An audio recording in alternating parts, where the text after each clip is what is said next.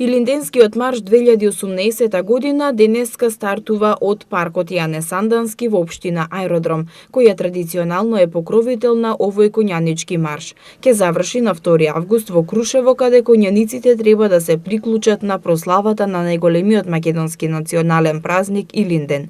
Градоначалникот на општината им го предава општинското знаме, со што официјално стартува јубилејниот 40-ти коњанички марш, организиран од Сдруженијето на граѓани од Горно Лисиче Илинденски марш 1978. Во рамките на манифестацијата 20 на коњаници придружени од играорци од културното уметничко друштво Никола Јонков Вапцаров се упатуваат кон црквата Свети Петар и Павле во Горно Лисиче, минувајќи низ главните булевари на општината.